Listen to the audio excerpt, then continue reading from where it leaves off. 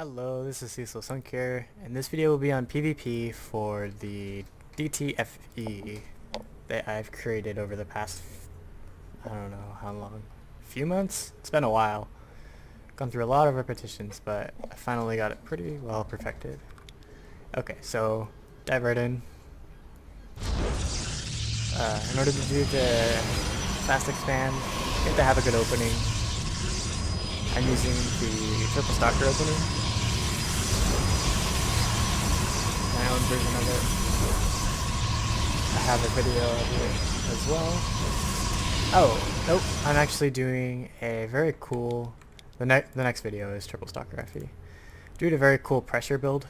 2 zealot, 2 stalker, pressure. I should actually do like a dedicated video on this sometime. This cool pressure.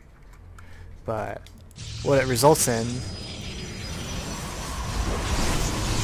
is 2 very early zealots up the ramp, followed with 2 stalkers. I have 2 work gates at home. 2 more stalkers waddling their way. I'm just trying to get vision. I finally do. And the coolest thing about this pressure build is the amount of money I have right now.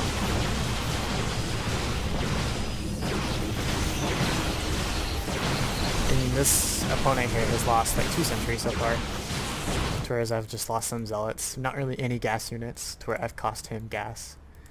Now I'm able to take a nexus and tech at the same time. I'm gonna get a robo here in just a moment. I do have quite a few more resources lost now because of those pylons, but it's not too big of a difference. And now my opponent's taking their natural expansion. They're just getting their robo up. I, however, am getting a nexus, getting charge, dark shrine is almost complete, and getting a robo. Let's take at the units. I have 1 less stalker and 2 less sentries. So my opening, I think, is definitely superior to his. He was just doing some really strange defense, and I forced down a whole lot of sentries, so whereas I didn't build any and I got to just tech. Go straight into my tech. I accidentally let my probe die. Shouldn't have that happen. You should always just transfer it over to the closer tower. And he got my last probe. It's important to have a proxy pylon so that you can do this with the Dark Templar. I knew where his army was. It was down here because it just killed my probe. So since his army's down here, I can go ahead and warp in the Dark Templar and send it into his motor line. Even if there's an observer here, I'll still be able to mess up his eco. And now I'm just pretending like the Dark Templar is running away, hiding it over in the corner so I can use it again later. He'll have no idea where it is. And now suddenly I have almost a 10 probe lead and still superior tech. It's always good with this Dark Templar fast scan to get some immortals. You need to have some immortals for the 50 damage to armor to shoot over force fields. They pack the punch you need.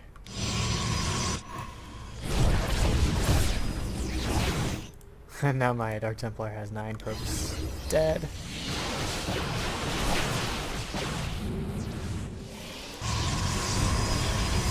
Probably could have gotten a couple more probe kills if I wasn't just letting it run out of me.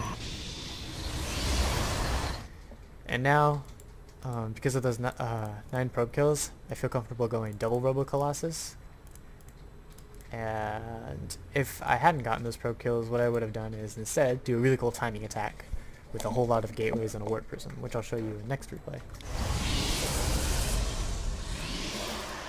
So now, getting double Robo, thermal lance, cut probes when there's just enough to saturate both of your bases. Now, I'm not actually planning to take a third, basically ever, so I'm not making a whole lot of probes. Hopefully, +1 attack will finish just before I get into the battle. And he's doing the exact same thing.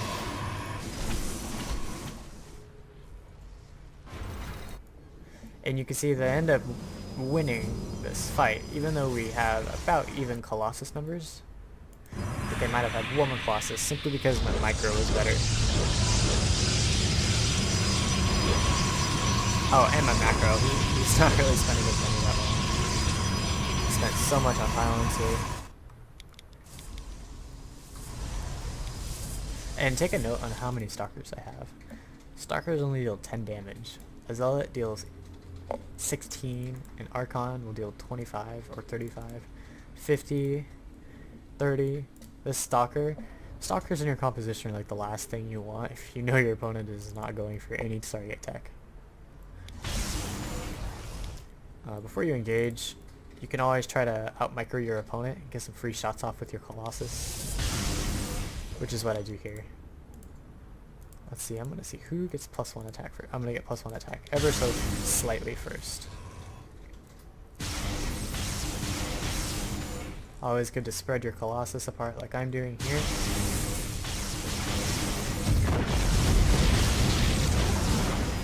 And here's the game ender. All my Zealots are going to have charge, so they're going to slam into his army and start dealing DPS. And my Archons and my Colossus are going to kill all of his Zealots. So then all of a sudden you'll have a line of Zealots on his units dealing DPS, while my Colossus shoot his units. It'd be really good to spread these Colossus out. I'm taking double damage on these. That's very bad. So here what I was talking about, all my Zealots are slamming into his. His Zealots should die faster because I have 2 Archons and one more Colossus.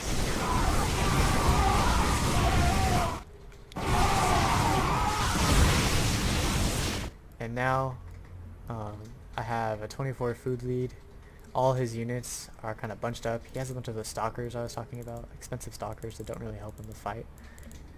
He went for Blink and didn't really utilize it whatsoever. So if I just spread these Colossus out a little bit, I'm going to decimate him.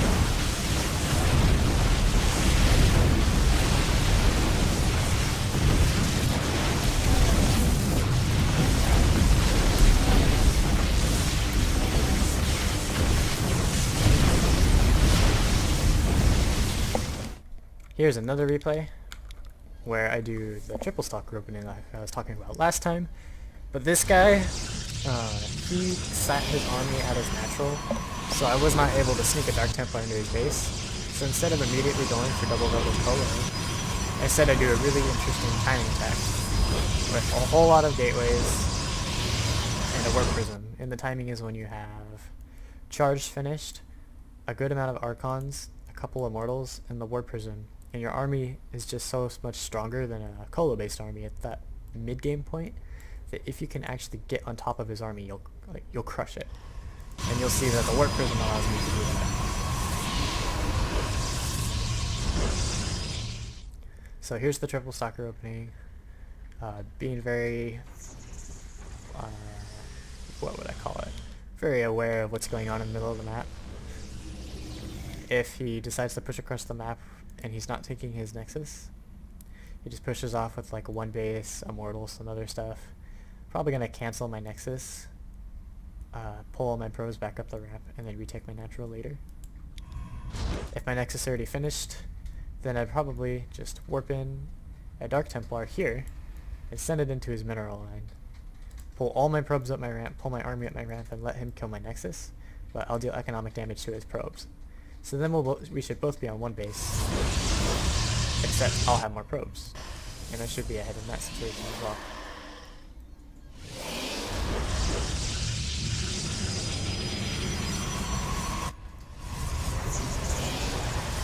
So now that I've fully saturated my mineral line and taken my geysers, time to slam down a bunch of gateways.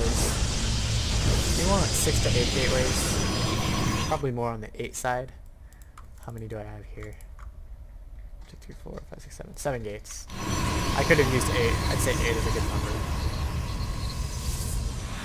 Here's the warp prism.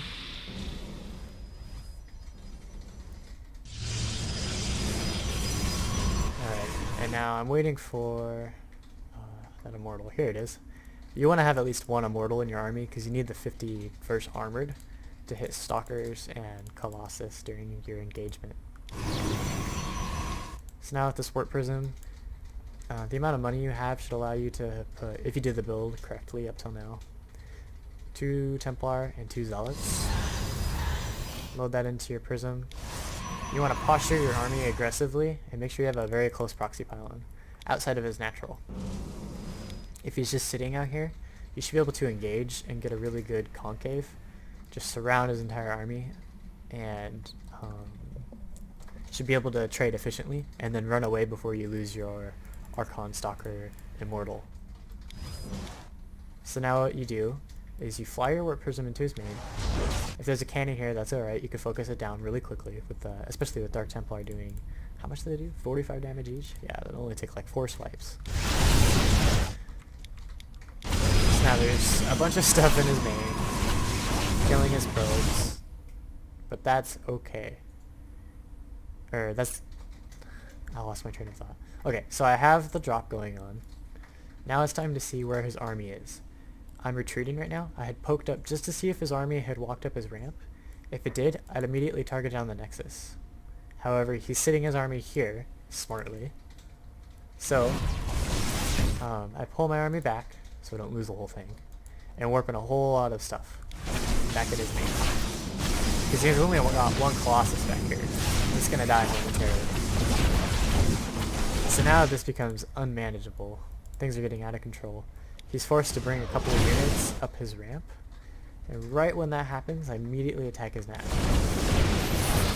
That 1 sentry you got in the early game has very key force fields to use during the engagement, just to prevent the army from retreating into these little gaps right here. There, the Immortal shot the Colossus. Now it's probably targeting down the next Colossus, very important to do that. You can let the Zealots wail on the Immortals. And back at home, I am going double robo with Colossus tech. I'm going to be getting my Colossus count up. A better player would have fended off he wouldn't have lost his whole army in the main. He would have just lost some probes, more than likely. Players that are really prepared already have like 3 cannons here. Then I'm only able to harass the sides. In that situation, you need to go double robo colo and climb and Colossus count, so you can get as many out as possible. And then when your opponent moves out into the middle of the map, you can engage him out in the open and get all of your charge lots onto his army. While you're going double robo colo, I'd also take a third, because you have the more mobile army and your minerals are going to skyrocket a little bit, as that's a lot of S-beam. That's 600 just for the first round of stuff plus the upgrade.